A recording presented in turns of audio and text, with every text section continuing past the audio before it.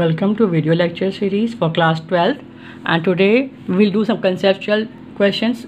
We will do few conceptual questions on capacitor. The first one is, an isolated conductor cannot have a large capacitance. Why? Question है कि एक isolated conductor है, एक conductor है जो isolate है, मतलब उसके आसपास कोई और कैपेसिटर नहीं है, उसके पास उसका कैपेसिटेंस जो है बहुत ज़्यादा नहीं पॉसिबल होता है। ऐसा क्यों? यानी कोई भी कंडक्टर, कोई प्लेट है, कोई स्फेरिकल कंडक्टर है, कोई स्फेरिकल मेटल है, इन सब का जो कैपेसिटेंस की एक लिमिट होती है, उससे ज़्यादा beyond that we can not have that capacitance. यानी उस वो एक पर्टिकुलर लिमिट तक ही चार्ज को होल्ड कर पा रहा है, क्योंकि डेफिनेशन क्या होती है कैपेसिटेंस की कि चार्ज को कितना होल्ड कर पा रहा है।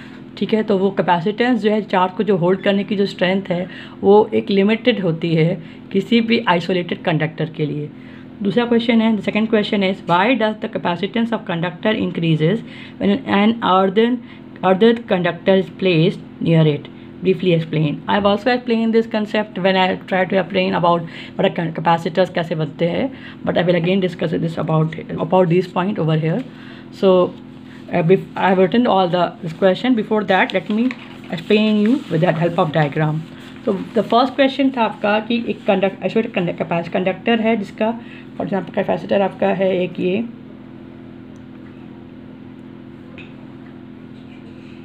ठीक है, इस पे क्या है चार्जेस, आपने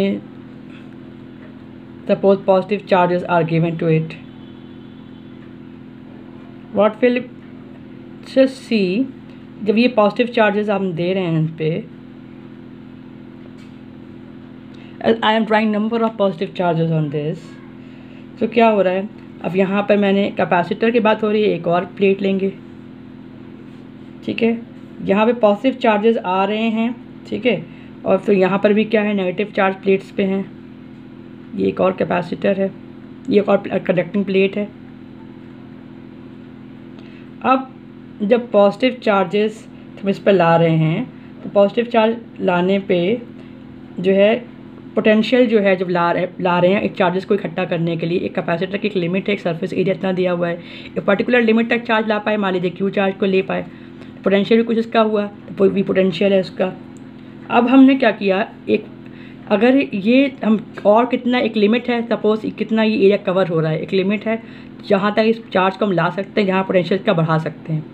उसके बाद क्या होगा, as we try to add some more charges, कुछ और चार्ज को लाना चाहेंगे, तो क्या होगा कि यहाँ पे जो सराउंडिंग मीडियम है, जो सराउंडिंग में क्या है, यहाँ पे एयर है सपोज एग्जांपल, तो यहाँ पे जो एयर है, तो इस पे जो नेगेटिवली चार्ज प्लेट दूसरे कंडक्टर पे है, जैसे हमारे एग्जांपल, तो क्या होगा, ये इलेक्ट्रिक फील्ड जब बढ़ती जा रही है, जब चार्जेस हम ला रहे हैं यहाँ पे, तो इलेक्ट्रिक फील्ड जो बढ़ रही है, ये इलेक्ट्रिक फील्ड कुछ फोर्सेस लगा रही है इस कंडक्टर, जैसे इस कंडक्टर पे इस चार्जेस के बढ़ने से इलेक्ट्रिक फील्ड की मैग्नीट्यूड बढ़ती जा रही है।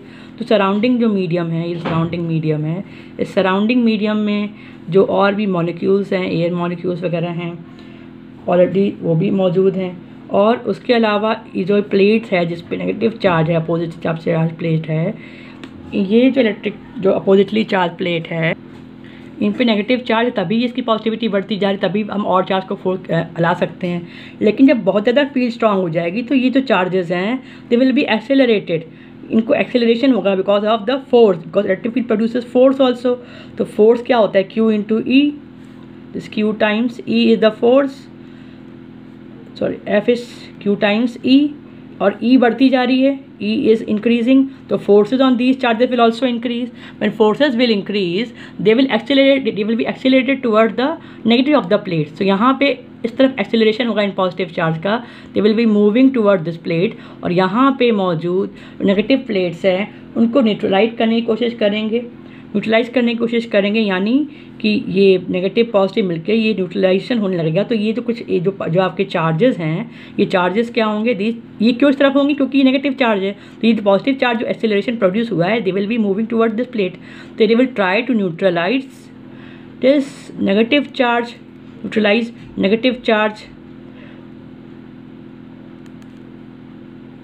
देयरफॉर टोटल जो चार्जेस है, वो क्या होगा, charges imply charges will reduce, और जो भी चार्जेस जब यहाँ पर एक्सेलरेट हो रहा है तो बाकी सारे चार्जेस क्या हो जाएंगे, यहाँ पे एयर के जो मौजूद जो आपके मॉलिक्यूल्स हैं उनको दे विल स्टार्ट आयनाइजिंग दिस, इनको आयनाइज करना शुरू कर देंगे। जब एयर में मौजूद जो भी आपके मॉलिक्यूल्स हैं, जो कि एयर में भी मॉलिक्यूल्स हैं, उन सबको आयनाइज करना शुरू कर देंगे, क्योंकि चार्ज फ्लो कर जाएंगे। यानी कि यहाँ पे अब क्या हो गया, this medium is now ionised, क्योंकि अब चार्जेस यहाँ पे भी फ्लोट करने लगे इस मीडियम में। जब चार्जेस फ्लोट कर रहे हैं that mean medium is ionised. इसीलिए हम कहते हैं कि कोई भी कैपेसिटर है, उस कैपेसिटर में हम एक लिमिट तक ही चार्जेस को स्टोर कर सकते हैं। We can not increase that limit, because otherwise what will happen, these charges will start to leak into the surrounding medium, इस पे लीक करने लगेंगे because of acceleration produced by the electric field। इस acceleration की वजह से ये charge जो है इस तरफ पूरे जो मीडियम है उसमें लीक करने लगेंगे, and because of this leaking the strength will be break down। तो ये चारों तरफ लीकिंग हो जाएगा तो चार्ज को वो अब होल्ड नहीं कर पाएगा। therefore there is a certain limit to which the charges can be stored on the conductor। So the question जो था आपका, an accelerated conductor cannot have large capacitance, why? So I have written this answer over here, since capacitor can store large amount of charge for small potential, and if potential is very high there will be strong field around the conductor। क्योंकि यानी बहुत ज़्यादा charges को हम लेके आ रहे हैं तो फील्ड बहुत, पोटेंशियल हाई कब होगा, जब और ज़्यादा चार्जेस को लेके आ रहे हैं, वर्क डन कर रहे हैं लाने में, तो वर्क डन कर रहे हैं तो पोटेंशियली बढ़ेगा। पोटेंशियल अगर बहुत हाई होगा तो field will be strong on the conductors. A strong electric field ionizes the surrounding air and accelerate the charges, so produce to oppositely charge plate.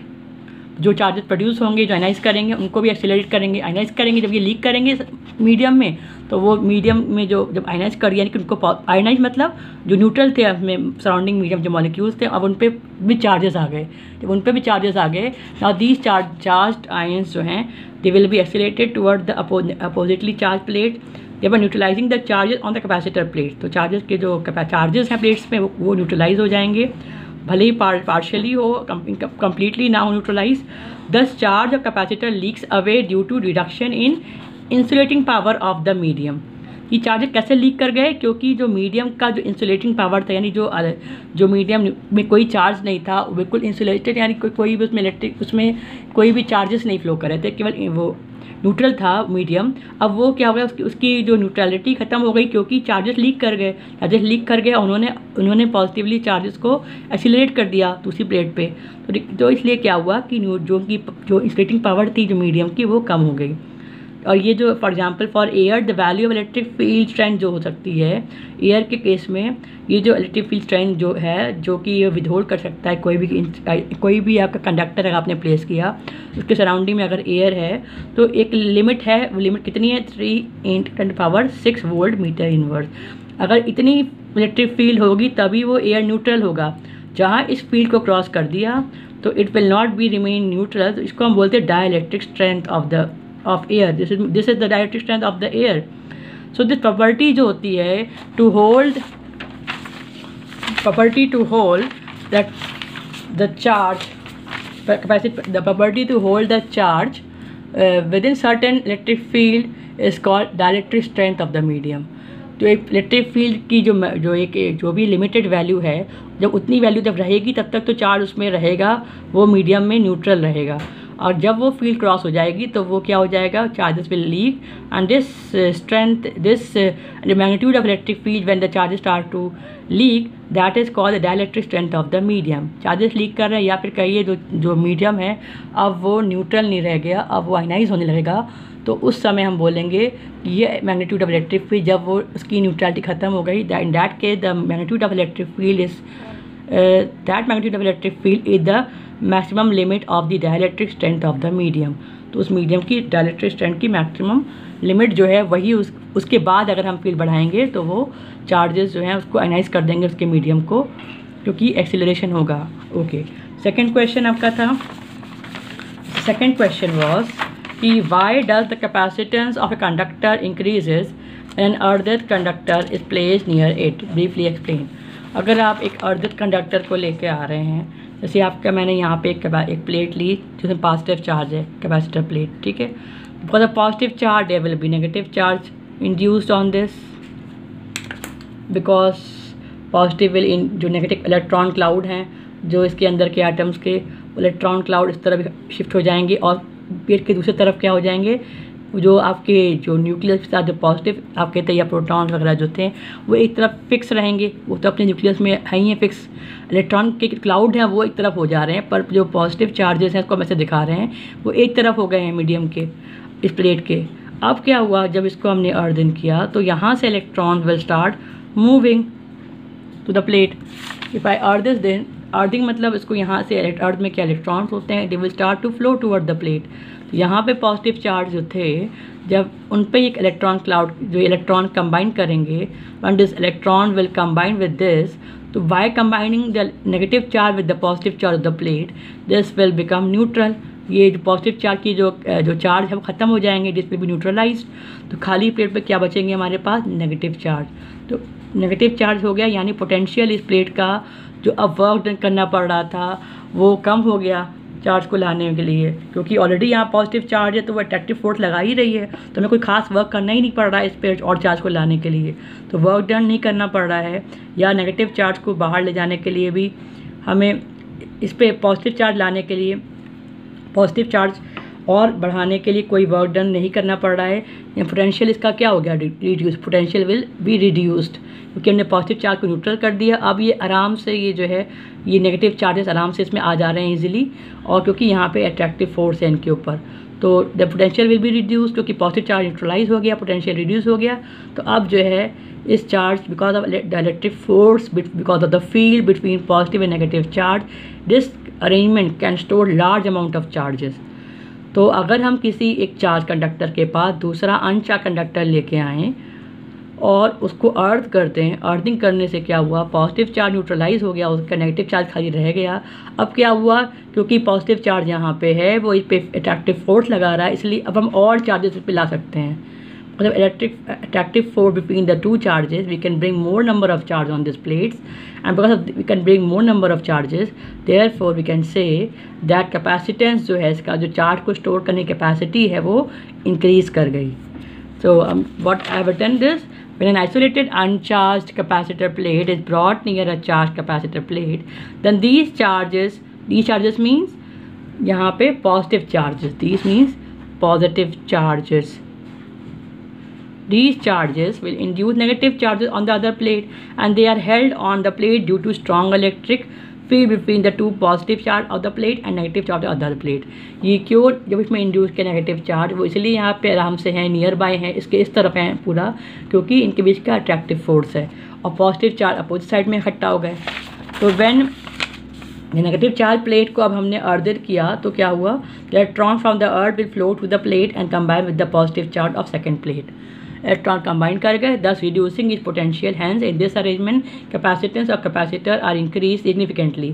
इससे क्या हुआ, चार्ज को होल्ड करने की कैपेसिटी बढ़ जाती है बहुत ज़्यादा, और due to this decrease in potential of one plate, ये जो है बढ़ गया, क्यों, क्योंकि पोटेंशियल कम हो गया है प्लेट का। This is the principle of capacitor. तो क्या होता है principle capacitor, where capacitance of insulated conductor is considerably increased when we place an अर्थित कंडक्टर नियर इट। जब किसी अर्थित कंडक्टर को एक दूसरे कंडक्टर जो कि चार्ज के पास लेके आते हैं तो उस कंडक्टर की भी कैपेसिटी बढ़ जाती है। इसको हम बोलते हैं, इस प्रिंसिपल को बोलते हैं प्रिंसिपल ऑफ कैपेसिटेंस। तो ये दोनों क्वेश्चन काफ़ी इंपॉर्टेंट थे on the for point of view of concept of capacitance.